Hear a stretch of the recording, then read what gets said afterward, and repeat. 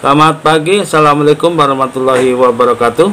Para mahasiswa sekalian, pada perkuliahan manajemen bencana ini kita akan melakukan review perkuliahan dari pertemuan minggu pertama sampai dengan minggu ketujuh yang sudah kita lakukan secara online, di mana Anda sudah melakukan perkuliahan melalui web perkuliahan yang Anda ikuti, baik dalam bentuk diskusi-diskusi, forum diskusi yang sudah dijawab oleh Anda masing-masing merespon itu.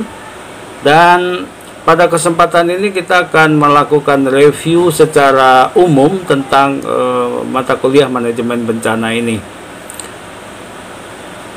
Para mahasiswa sekalian, berdasarkan regulasi yang kita miliki, terutama pada penanggulangan bencana, undang-undang yang kita miliki adalah Undang-Undang Nomor 24 Tahun 2007, di mana undang-undang ini mendefinisikan bencana sebagai peristiwa atau rangkaian peristiwa yang mengancam dan mengganggu kehidupan dan penghidupan masyarakat yang disebabkan baik oleh faktor alam dan atau faktor non-alam maupun faktor manusia, sehingga mengakibatkan timbulnya korban jiwa manusia, kemudian kerusakan lingkungan, kerugian harta benda, dan dampak psikologis.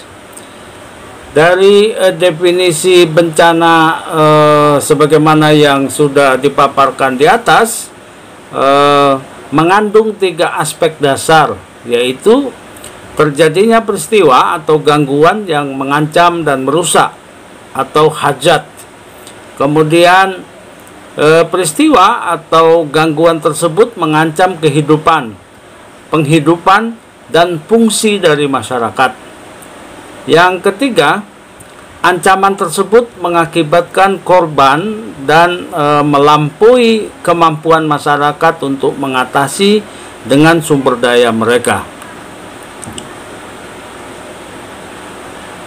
Jadi para mahasiswa sekalian, bencana dapat terjadi karena ada dua kondisi, yaitu adanya peristiwa atau gangguan yang mengancam dan merusak atau hajat, dan kerentanan atau vulnerability di masyarakat.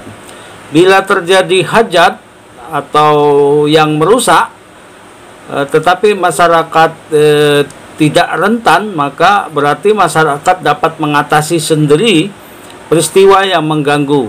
Sementara bila kondisi masyarakat tersebut rentan tetapi tidak terjadi peristiwa yang mengancam, maka tidak akan terjadi bencana. Suatu bencana dapat dirumuskan sebagai berikut. Bencana itu sama dengan bahaya dikali kerentanan. Kalau kita jelaskan secara rinci, di mana bencana atau disaster adalah kerusakan yang serius akibat fenomena alam luar biasa dan atau disebabkan oleh ulah manusia yang menyebabkan timbulnya korban jiwa, kerugian material, dan kerusakan lingkungan yang dampaknya melampaui kemampuan masyarakat setempat untuk mengatasinya dan membutuhkan bantuan dari luar. Disaster terdiri dari 2 komponen, yaitu hazard dan vulnerability. Bahaya atau hajat ini merupakan suatu fenomena alam yang luar biasa yang berpotensi merusak atau mengancam kehidupan manusia. Kehilangan harta benda, kehilangan mata pencaharian, kerusakan lingkungan. Kemudian misalnya ini bahaya atau hajat ini adalah tanah longsor, banjir, gempa bumi, letusan gunung api, dan kebakaran, dan lain-lain ya. Nah, yang selanjutnya adalah kerentanan atau vulnerability.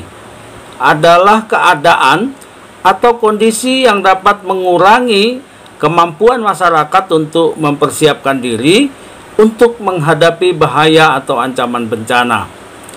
Yang selanjutnya adalah risiko kerentanan, adalah kemungkinan dampak yang merugikan yang diakibatkan oleh hajat atau vulnerability. Ada beberapa model manajemen bencana bahwa bencana adalah hasil dari munculnya kejadian luar biasa atau hajat pada komunitas yang rentan, vulnerable, sehingga masyarakat tidak dapat mengatasi berbagai implikasi dari kejadian luar biasa tersebut. Para mahasiswa sekalian, dalam konteks manajemen bencana pada dasarnya berupaya untuk menghindarkan masyarakat dari bencana, baik dengan mengurangi kemungkinan munculnya hajat maupun mengatasi kerentanan. Terdapat 5 model manajemen bencana sebagai berikut. Pertama, disaster management continuum model, di mana model ini merupakan model yang paling populer karena terdiri dari tahapan-tahapan yang jelas sehingga lebih mudah diimplementasikan. Tahap-tahap manajemen bencana model ini meliputi emergency, kemudian relief, kemudian rehabilitation, reconstruction, mitigation, preparedness, kemudian selanjutnya adalah early warning. Nah, model yang kedua adalah pre-during post-disaster model. Model manajemen bencana ini membagi tahap kegiatan di sekitar bencana. Terdapat kegiatan-kegiatan yang perlu dilakukan sebelum bencana, selama bencana terjadi, dan setelah bencana terjadi. Model ini sering kali digabungkan dengan disaster management continuum model. Yang kedua disebut dengan pre-during post-disaster model.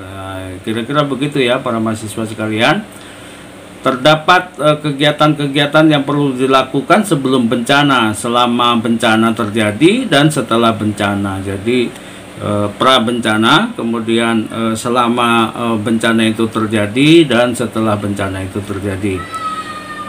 Jadi model ini sering sekali digabungkan dengan disaster management continuum model. Kemudian ada yang disebut dengan contract expand model. Model ini berasumsi bahwa seluruh tahap-tahap yang ada pada manajemen bencana, ada istilahnya emergency, relief, rehabilitation, kemudian reconstruction, mitigation, preparedness, dan early warning. Jadi secara keseluruhan yang tadi di atas. Kemudian ada model yang lain disebut dengan the crash and release model. Kemudian ada juga yang disebut dengan disaster risk reduction framework gitu ya.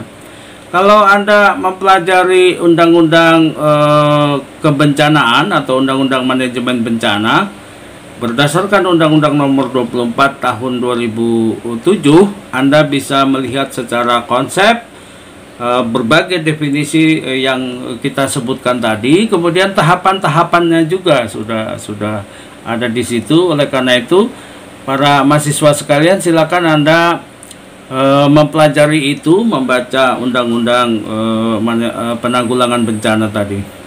Kemudian ada juga yang disebut dengan istilah tanggap darurat bencana. Apa itu tanggap darurat bencana? Serangkaian tindakan yang diambil secara cepat menyusul terjadinya suatu peristiwa bencana, termasuk penilaian kerusakan, kemudian kebutuhan dasarnya itu yang dibutuhkan dalam penanggulangan darurat bencana itu apa gitu ya, the mix and need assessment.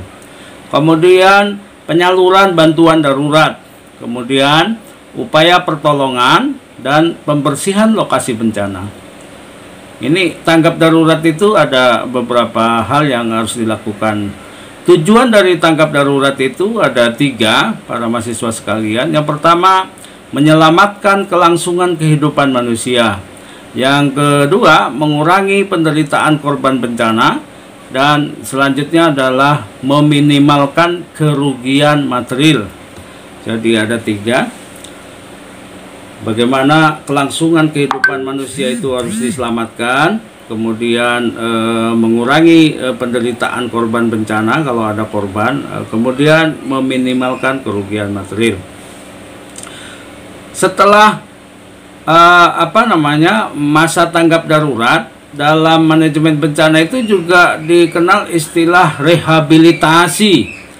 Apa itu rehabilitasi? Rehabilitasi adalah serangkaian kegiatan yang dapat membantu korban bencana untuk kembali pada kehidupan normal, yang kemudian diintegrasikan kembali pada fungsi-fungsi yang ada di dalam masyarakat. Termasuk di dalamnya adalah penanganan korban bencana yang mengalami trauma psikologis. Banyak sekali anak-anak yang mengalami trauma, sehingga di pengungsian itu para relawan biasanya atau pemerintah atau dari kalangan-kalangan yang melakukan rehabilitasi itu memberikan semacam konseling psikologis, kemudian memberikan perhatian khusus kepada anak-anak. Kemudian hal yang lain adalah melakukan renovasi atau perbaikan sarana-sarana umum, tempat perbaikan energi listrik, kemudian tempat pemandian gitu-gitu ya, cuci mandi kakus gitu, MCK-nya diperbaiki, kemudian memperbaiki perumahan dan tempat penampungan sampai dengan penyediaan lapangan kegiatan untuk memulai hidup baru. Jadi masa rehabilitasi ini sebetulnya masa yang cukup berat juga, bagaimana infrastrukturnya harus dipulihkan kembali. Para mahasiswa sekalian, hal ketiga yang harus dilakukan adalah apa yang disebut dengan rekonstruksi. Apa itu rekonstruksi? Serangkaian kegiatan untuk mengembalikan situasi seperti sebelum terjadinya bencana, termasuk pembangunan infrastruktur, menghidupkan akses sumber-sumber ekonomi, perbaikan lingkungan, pemberdayaan masyarakat, berorientasi pada pembangunan. Tujuannya adalah mengurangi dampak bencana dan di lain sisi memberikan manfaat secara ekonomis pada masyarakat.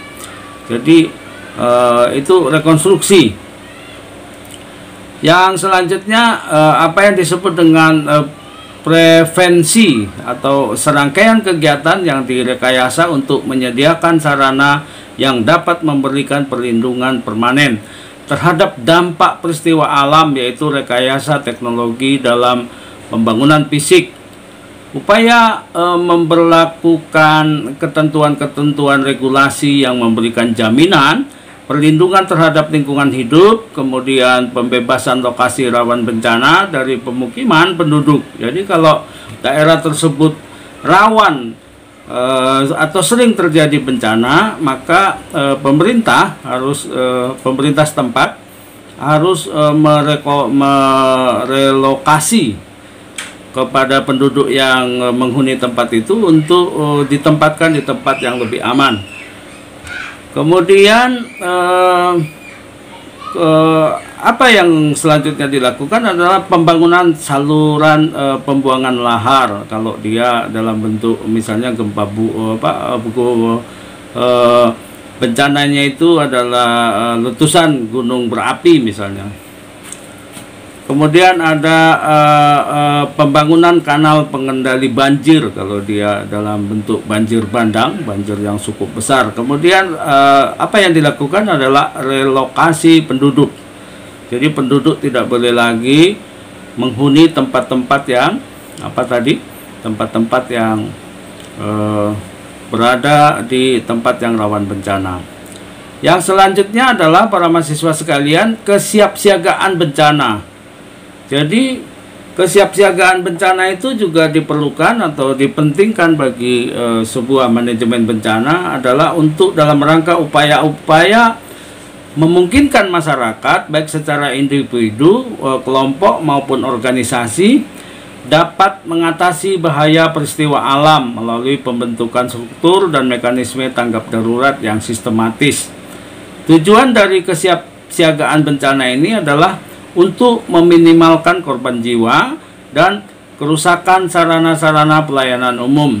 Kesiapsiagaan bencana meliputi upaya mengurangi tingkat risiko, formulasi rencana darurat bencana, kemudian rencana darurat bencana itu bagaimana, kemudian pengelolaan sumber-sumber daya masyarakat, pelatihan warga di lokasi rawan bencana. Jadi sebelum atau pra bencana itu sudah dilatih dulu masyarakat. Yang selanjutnya kita diskusikan tentang mitigasi. Tentu Anda sudah pelajari juga ini tentang mitigasi. Adalah serangkaian tindakan yang dilakukan sejak dari awal untuk menghadapi suatu peristiwa alam dengan mengurangi atau meminimalkan dampak peristiwa alam tersebut terhadap kelangsungan hidup manusia dan lingkungan hidupnya secara struktural.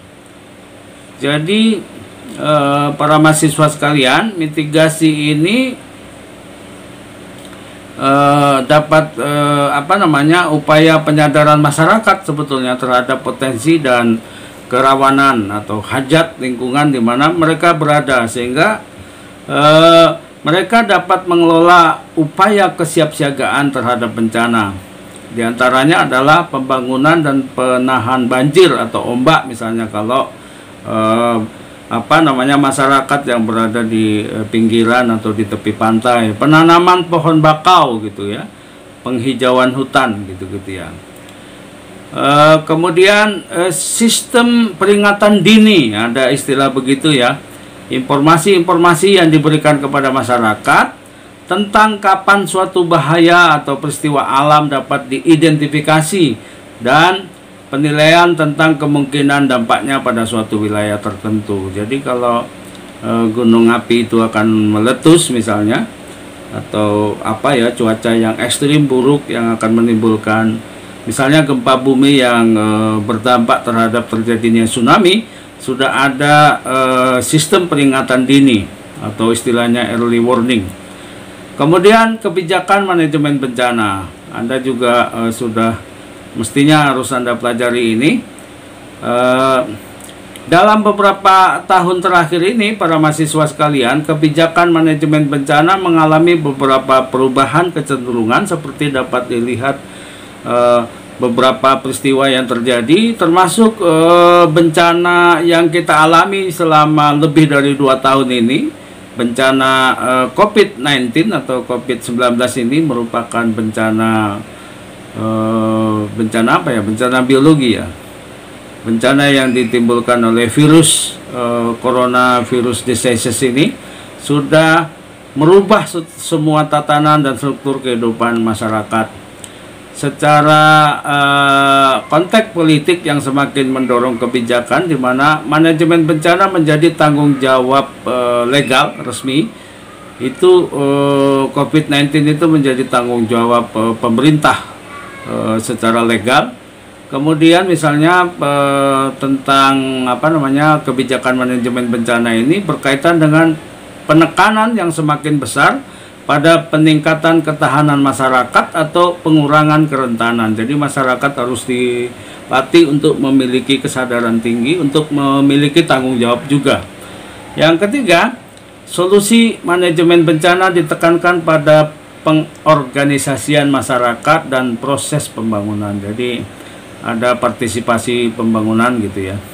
Ada partisipasi masyarakat dalam penanggulangan bencana gitu ya. Kemudian kebijakan manajemen bencana, para mahasiswa sekalian, secara ideal harus dikembangkan melalui proses yang benar. Juga perlu secara jelas menetapkan hal-hal berikut ini. Pertama, pembagian tanggung jawab antara pemerintah pusat dan daerah. Jadi dalam penanggulangan bencana itu harus jelas ini penanggulangan bencana ini ada istilah itu bencana nasional. Kalau sebuah bencana itu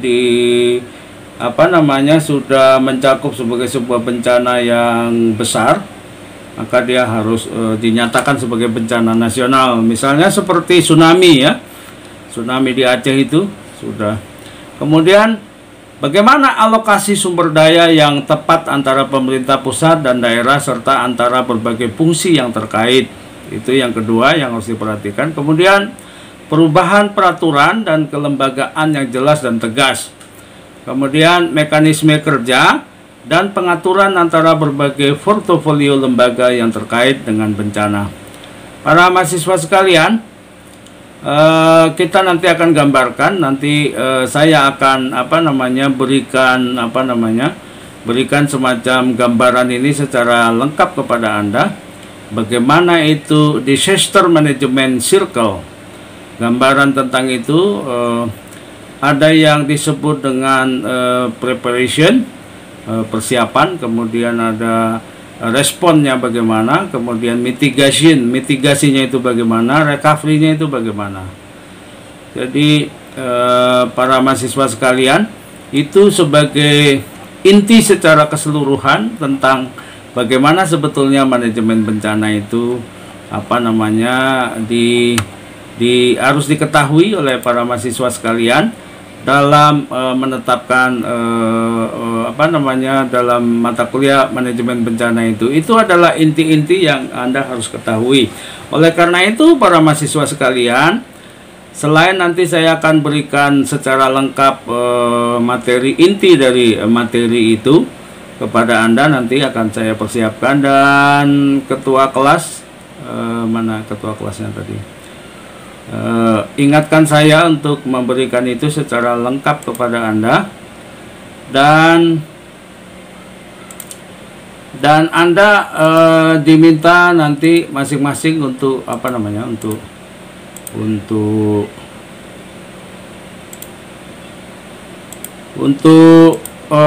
memiliki aturan-aturan tentang manajemen penanggulangan bencana, regulasi-regulasi yang mengatur baik dia perundang-undangan, undang-undang penanggulangan bencana, undang-undang tentang kekarantinaan, kemudian peraturan-peraturan, dan kita nanti akan tetapkan ujian tengah semester. Anda akan diberikan soal, nanti maksimal soal itu sebanyak 5 soal, akan menjawab tentang konsep dan definisi serta teori tentang kebencanaan berdasarkan perundang-undangan yang ada, berdasarkan konsep dan teori dari para ahli. Kemudian apa menurut Anda konsep dan teori penanggulangan bencana itu? Dan sebagaimana yang sudah saya jelaskan tadi, tahapan-tahapan bencana itu Anda juga harus pelajari, Anda harus tahu itu, karena itu akan menjadi kisi-kisi soal yang harus Anda jawab di ujian tengah semester. Tahapan-tahapan menurut Undang-Undang nomor berapa tadi? Saya lupa tadi nomor berapa tadi itu.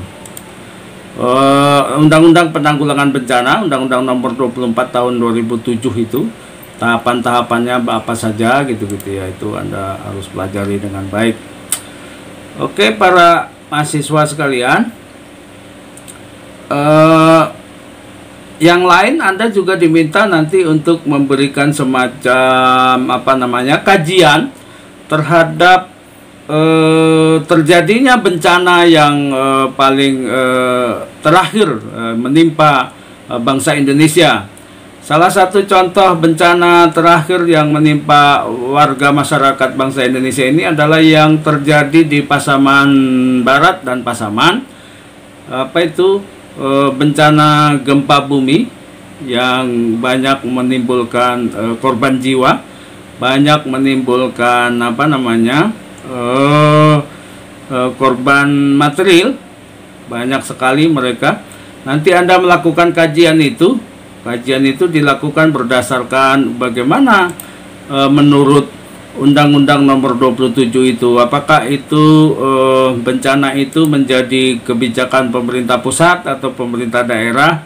Kunjungan-kunjungan dari pejabat-pejabat pemerintah pusat ke daerah itu sebagai sebuah tindakan itu hanya menjadi tanggung jawab pemerintah daerah, atau memang pemerintah pusat hanya dalam rangka memberikan dukungan atau bantuan terhadap kegiatan-kegiatan tahapan dalam penanggulangan bencana. Bagaimana Anda bisa mendefinisikan itu? Kemudian tentu Anda diminta untuk melakukan kajian terhadap apa yang sudah saya terangkan tadi. Sebagai sebuah contoh bencana tadi adalah bagaimana tanggap darurat bencana dilakukan di Pasaman Barat itu.